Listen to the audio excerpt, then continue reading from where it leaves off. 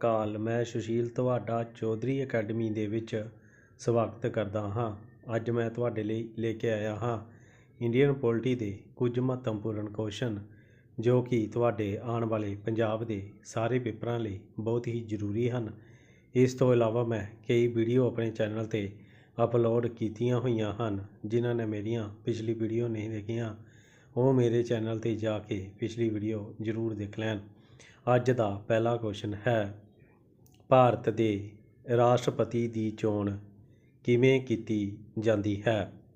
ਲੋਕ ਨੁਮਾਇੰਦਗੀ ਦੇ ਤਰੀਕੇ ਨਾਲ, ਸੰਸਦ ਦੇ ਦੋਵਾਂ ਸਦਨਾਂ ਦੇ ਚੁਣੇ ਹੋਏ ਮੈਂਬਰਾਂ ਅਤੇ ਕੇਂਦਰੀ ਅਤੇ ਰਾਜ ਵਿਧਾਨ ਸਭਾ ਦੇ ਪ੍ਰਤੀਨਿਧਾਂ ਦੇ ਚੋਣਕਾਰ ਕਾਲਜ ਦੁਆਰਾ, ਸੰਸਦ ਦੇ ਦੋਹਾਂ ਸਦਨਾਂ ਦੇ ਚੁਣੇ ਹੋਏ ਮੈਂਬਰ ਵਾਲੇ ਚੋਣਕਾਰ ਕਾਲਜ ਦੁਆਰਾ, ਭਾਰਤ ਦੇ ਪ੍ਰਧਾਨ ਮੰਤਰੀ ਉਸ ਦੀ ਨਿਯੁਕਤੀ ਕਰਦੇ ਹਨ।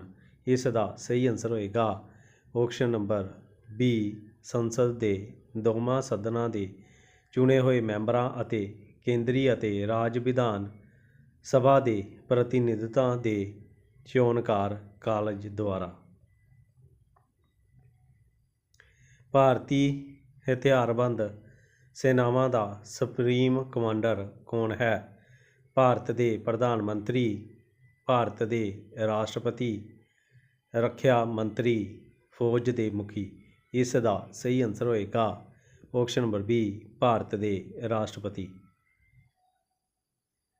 ਹੇਠ ਲਿਖੀਆਂ ਵਿੱਚੋਂ ਕਿਹੜੀਆਂ ਸਥਿਤੀਆਂ ਵਿੱਚ ਭਾਰਤ ਦਾ ਰਾਸ਼ਟਰਪਤੀ ਆਪਣੀ ਮਰਜ਼ੀ ਨਾਲ ਕੰਮ ਕਰਦਾ ਹੈ? ਸਿਫਾਰਸ਼ ਲਈ ਮੰਤਰੀ ਮੰਡਲ ਨੂੰ ਪ੍ਰਸਤਾਵ ਵਾਪਸ ਕਰਨ ਲਈ, ਪ੍ਰਧਾਨ ਮੰਤਰੀ ਦੀ ਨਿਯੁਕਤੀ ਵਿੱਚ। ਦੋਵੇਂ ਏ ਅਤੇ ਬੀ, ਇਹਨਾਂ ਵਿੱਚੋਂ ਕੋਈ ਨਹੀਂ। ਇਸ ਦਾ ਸਹੀ ਆਨਸਰ ਹੋਏਗਾ ਆਪਸ਼ਨ ਨੰਬਰ ਏ, ਸਿਫਾਰਸ਼ ਲਈ ਮੰਤਰੀ ਮੰਡਲ ਨੂੰ ਪ੍ਰਸਤਾਵ ਵਾਪਸ ਕਰਨ ਲਈ। ਰਾਸ਼ਟਰਪਤੀ ਦੀ ਚੋਣ ਵਿੱਚ ਲੋਕ ਸਭਾ ਮੈਂਬਰਾਂ ਦੀ ਵੋਟ ਦਾ ਮੁੱਲ ਹੈ ਸੰਬੰਧਿਤ ਰਾਜ ਦੇ ਭੂਗੋਲਿਕ ਆਕਾਰ ਦੇ ਅਨੁਸਾਰ ਵੱਖਰਾ ਹੁੰਦਾ ਹੈ। ਉਹੀ ਹੈ ਇੱਕ ਮੈਂਬਰ ਦੁਆਰਾ ਨੁਮਾਇੰਦਗੀ ਕਰਨ ਵਾਲੀਆਂ ਵੋਟਾਂ ਦੀ ਗਿਣਤੀ ਦੇ ਅਨੁਸਾਰ ਵੱਖਰਾ ਹੁੰਦਾ ਹੈ।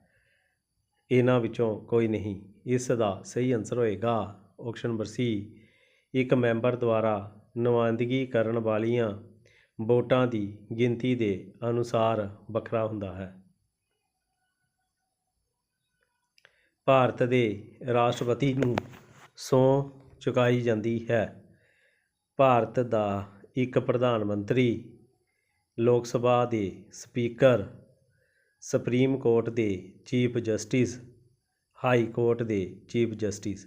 ਇਸ ਦਾ ਸਹੀ ਆਨਸਰ ਹੋਏਗਾ ਆਪਸ਼ਨ ਨੰਬਰ ਸੀ, ਸੁਪਰੀਮ ਕੋਰਟ ਦੇ ਚੀਫ ਜਸਟਿਸ।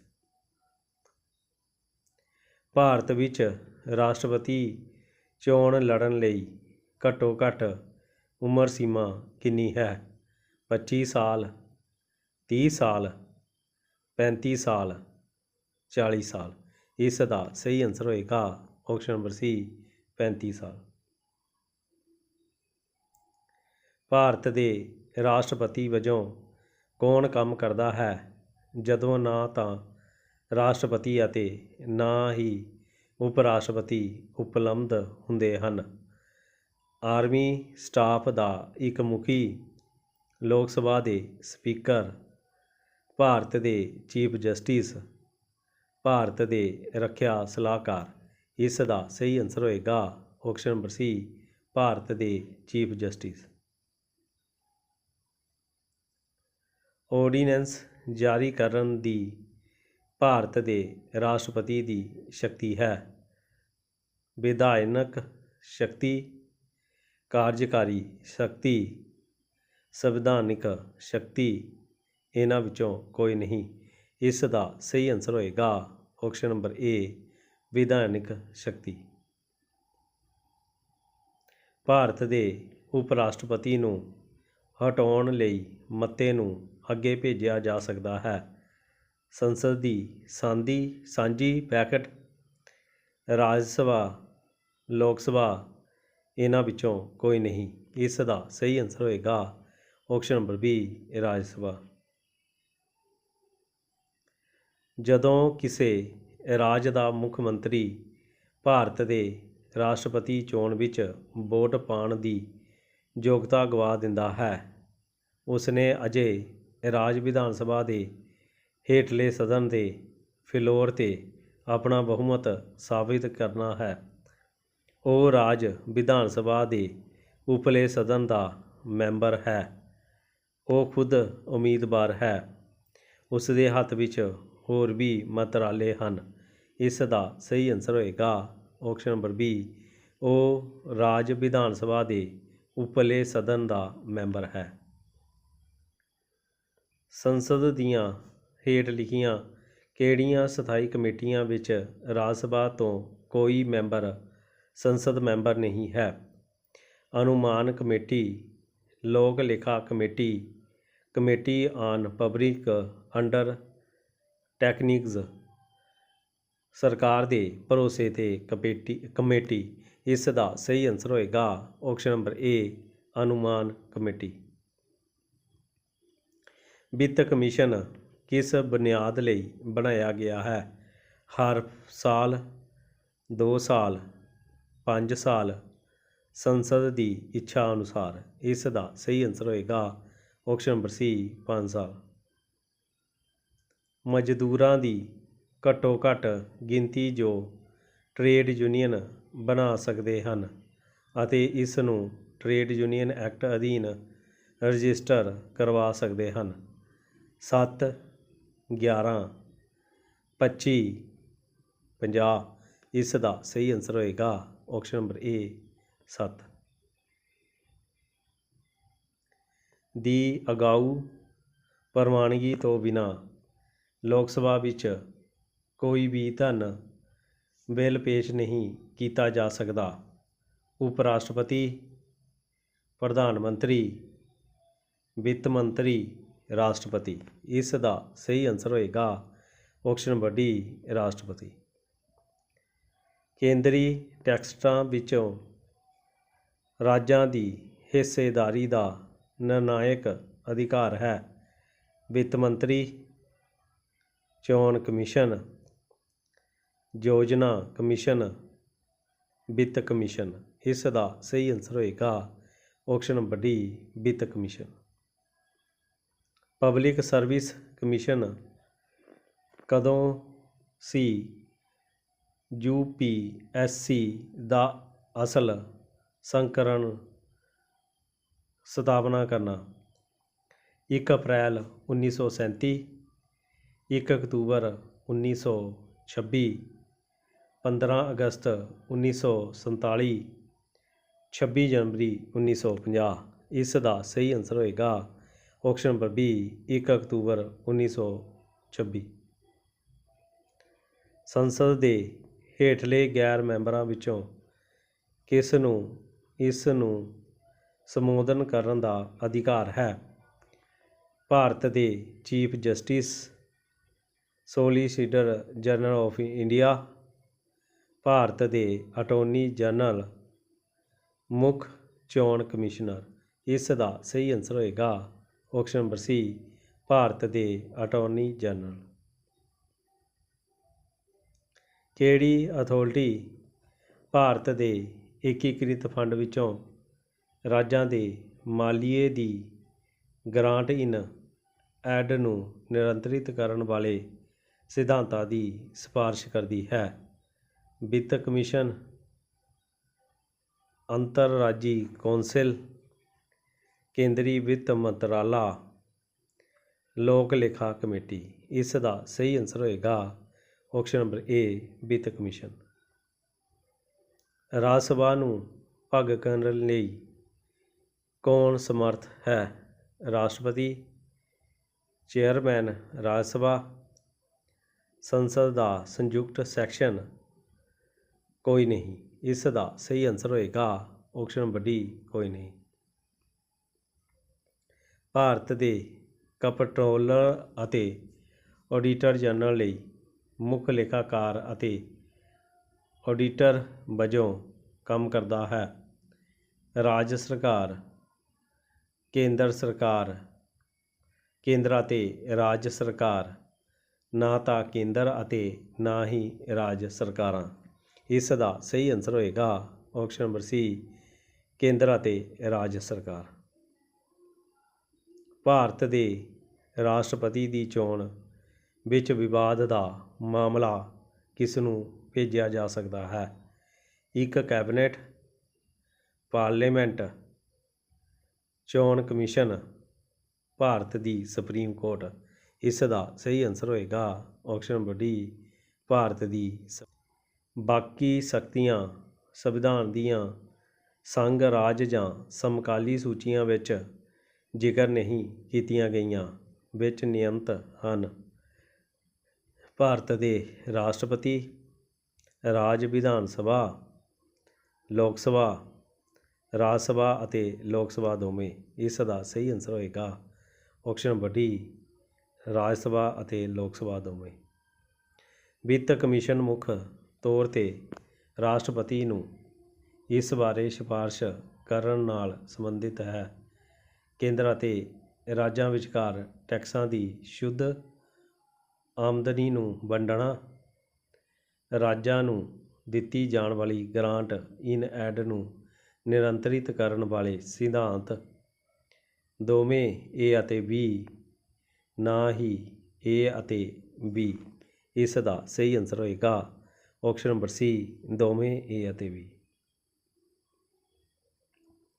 ਸੰਵਿਧਾਨ ਦੇ ਅਨੁਛੇਦ 356 ਦੇ ਤਹਿਤ ਰਾਸ਼ਟਰਪਤੀ ਦੁਆਰਾ ਜਾਰੀ ਕੀਤੀ ਗਈ ਅਤੇ ਸੰਸਦ ਦੁਆਰਾ ਪ੍ਰਮਾਣਿਤ ਵਿਸਕ੍ਰਿਤ ਕੀਤੀ ਗਈ ਘੋਸ਼ਣਾ ਆਮ ਤੌਰ 'ਤੇ ਲਾਗੂ ਰਹਿ ਸਕਦੀ ਹੈ। 6 ਮਹੀਨੇ, 1 ਸਾਲ, 2 ਸਾਲ। ਯੂਨਿਟ ਨੂੰ ਸੰਸਦ ਦੁਆਰਾ ਰੱਦ ਕਰ ਦਿੱਤਾ ਗਿਆ ਹੈ।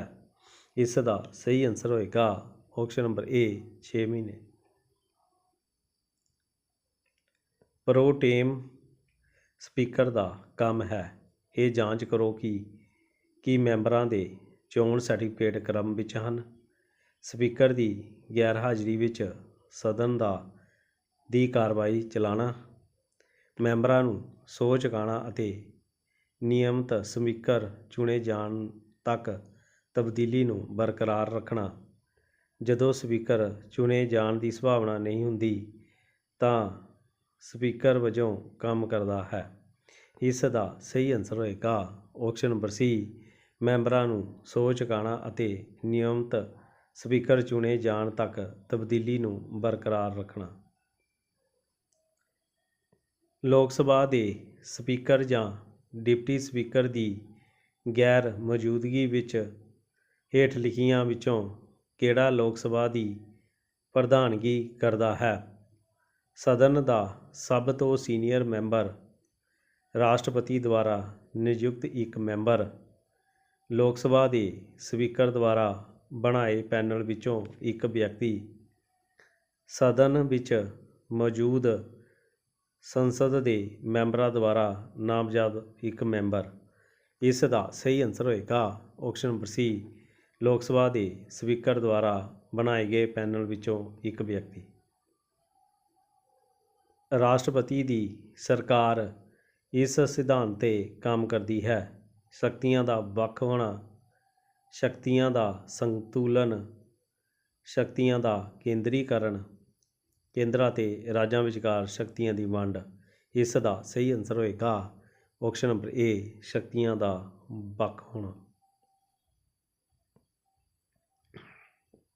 ਹਰ 5 ਸਾਲ ਬਾਅਦ ਵਿੱਤ ਕਮਿਸ਼ਨ ਦਾ ਗਠਨ ਕੌਣ ਕਰਦਾ ਹੈ? ਕੰਟਰੋਲਰ ਅਤੇ ਆਡੀਟਰ ਜਨਰਲ, ਮੰਤਰੀ ਮੰਡਲ, ਸੰਸਦ, ਰਾਸ਼ਟਰਪਤੀ। ਇਸ ਦਾ ਸਹੀ ਆਨਸਰ ਹੋਏਗਾ ਆਪਸ਼ਨ ਨੰਬਰ ਡੀ, ਰਾਸ਼ਟਰਪਤੀ। ਭਾਰਤ ਵਿੱਚ ਕਿਸੇ ਰਾਜ ਉੱਤੇ ਰਾਸ਼ਟਰਪਤੀ ਸ਼ਾਸਨ ਲਗਾਇਆ ਜਾਂਦਾ ਹੈ ਜਦੋਂ ਚੋਣਾਂ ਦਾ ਐਲਾਨ ਕੀਤਾ ਗਿਆ ਹੈ, ਰਾਜ ਦੇ ਰਾਜਪਾਲ ਦੀ ਮੌਤ ਹੋ ਜਾਂਦੀ ਹੈ, ਰਾਜ ਮੰਤਰੀ ਮੰਡਲ ਨੇ ਅਸਤੀਫਾ ਦੇ ਦਿੱਤਾ, ਇੱਕ ਸੰਵਿਧਾਨਿਕ ਵਿਗਾੜ ਹੈ। ਇਸ ਦਾ ਸਹੀ ਆਨਸਰ ਹੋਏਗਾ ਆਪਸ਼ਨ ਨੰਬਰ ਡੀ, ਇੱਕ ਸੰਵਿਧਾਨਿਕ ਵਿਗਾੜ ਹੈ। ਯੂਨੀਅਨ ਪਬਲਿਕ ਸਰਵਿਸ ਕਮਿਸ਼ਨ ਦੇ ਮੈਂਬਰਾਂ ਨੂੰ ਹਟਾਇਆ ਜਾ ਸਕਦਾ ਹੈ। ਕੇਂਦਰੀ ਪ੍ਰਬੰਧਕੀ ਟ੍ਰਿਬਿਊਨਲ ਦੀ ਸਿਫਾਰਸ਼ 'ਤੇ ਇੱਕ ਪ੍ਰਧਾਨ ਸੁਪਰੀਮ ਕੋਰਟ ਦੀ ਜਾਂਚ ਅਤੇ ਰਿਪੋਰਟ ਦੇ ਆਧਾਰ 'ਤੇ ਪ੍ਰਧਾਨ ਕੇਂਦਰੀ ਮੰਤਰੀ ਪਰਿਸ਼ਦ ਦੀ ਸਰਬਸੰਮਤੀ ਨਾਲ ਸਿਫਾਰਸ਼ 'ਤੇ ਪ੍ਰਧਾਨ 2/3 ਬਹੁਮਤ ਨਾਲ ਪਾਸ ਕੀਤੇ ਮਤੇ ਤੋਂ ਬਾਅਦ। ਇਸ ਦਾ ਸਹੀ ਆਨਸਰ ਹੋਏਗਾ option number B, supreme court ਦੀ ਜਾਂਚ ਅਤੇ ਰਿਪੋਰਟ ਦੇ ਆਧਾਰ 'ਤੇ ਪ੍ਰਧਾਨ।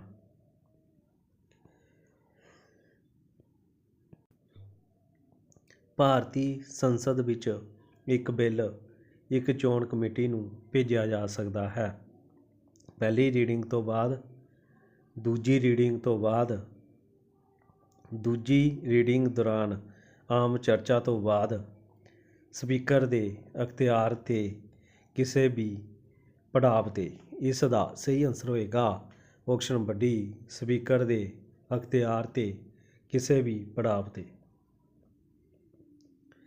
ਭਾਰਤ ਵਿੱਚ ਰਾਜਨੀਤਿਕ ਸ਼ਕਤੀ ਦਾ ਸਰੋਤ ਕਿਹੜਾ ਹੈ? ਅਸੀਂ ਲੋਕ, ਸੰਵਿਧਾਨ, ਸੰਸਦ ਅਤੇ ਰਾਜ ਵਿਧਾਨ ਸਭਾਵਾਂ। ਇਸ ਦਾ ਸਹੀ ਆਨਸਰ ਹੋਏਗਾ ਆਪਸ਼ਨ ਨੰਬਰ ਏ, ਅਸੀਂ ਲੋਕ। ਸੰਸਦ ਮੈਂਬਰਾਂ ਨੂੰ ਮਿਲਣਯੋਗ ਤਨਖਾਹ ਅਤੇ ਭੱਤਿਆਂ ਦਾ ਫੈਸਲਾ ਸਰਕਾਰ ਦੁਆਰਾ ਕੀਤਾ ਜਾਂਦਾ ਹੈ। ਸੰਸਦ, ਰਾਸ਼ਟਰਪਤੀ, ਕੈਬਨਿਟ, ਵਿੱਤ ਕਮਿਸ਼ਨ। ਇਸ ਦਾ ਸਹੀ ਆਨਸਰ ਹੋਏਗਾ ਆਪਸ਼ਨ ਨੰਬਰ ਏ, ਸੰਸਦ। ਸੰਸਦ ਦੇ ਦੋਵਾਂ ਸਦਨਾਂ ਨੂੰ ਮੁਅੱਤਲ ਕਰਨ ਦਾ ਅਧਿਕਾਰ ਕੋਲ ਹੈ। ਸਪੀਕਰ, ਪ੍ਰਧਾਨ ਮੰਤਰੀ, ਉਪ ਰਾਸ਼ਟਰਪਤੀ, ਰਾਸ਼ਟਰਪਤੀ।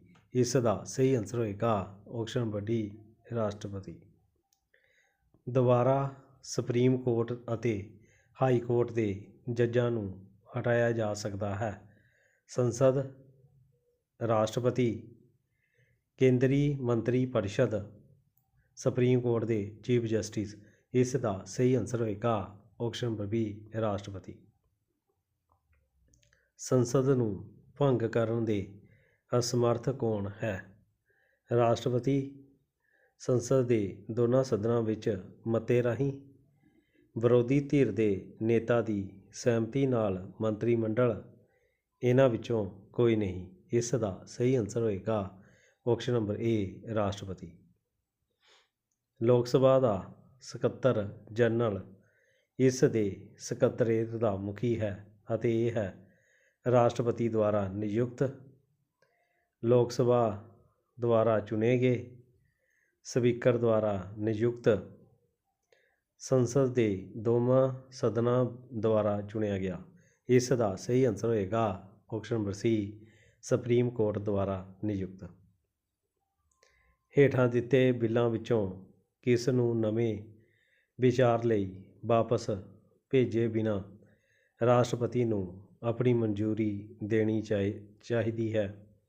ਪੈਸੇ ਦੇ ਬਿੱਲ, ਆਮ ਬਿੱਲ, ਬਿੱਲ ਸੰਵਿਧਾਨ ਵਿੱਚ ਸੋਧ ਦੀ ਮੰਗ ਕਰਦਾ ਹੈ, ਸੰਸਦ ਦੇ ਦੋਵਾਂ ਸਦਨਾਂ ਦੁਆਰਾ ਪਾਸ ਕੀਤੇ ਗਏ ਬਿੱਲ। ਇਸ ਦਾ ਸਹੀ ਆਨਸਰ ਹੋਏਗਾ ਆਪਸ਼ਨ ਨੰਬਰ ਏ, ਪੈਸੇ ਦੇ ਬਿੱਲ। ਭਾਰਤ ਦੇ ਕੰਟਰੋਲਰ ਅਤੇ ਆਡੀਟਰ ਜਨਰਲ ਦੀ ਨਿਯੁਕਤੀ ਦੀ ਮਿਆਦ ਕੀ ਹੈ? 6 ਸਾਲ, 65 ਸਾਲ ਦੀ ਉਮਰ ਤੱਕ, 64 ਸਾਲ ਦੀ ਉਮਰ ਤੱਕ, 6 ਸਾਲ ਜਾਂ 65 ਸਾਲ ਦੀ ਉਮਰ ਜੋ ਵੀ ਪਹਿਲਾਂ ਹੋਵੇ। ਇਸ ਦਾ ਸਹੀ ਆਨਸਰ ਹੋਏਗਾ ਆਪਸ਼ਨ ਨੰਬਰ ਡੀ, 6 ਸਾਲ ਜਾਂ 65 ਸਾਲ ਦੀ ਉਮਰ ਜੋ ਵੀ ਪਹਿਲਾਂ ਹੋਵੇ।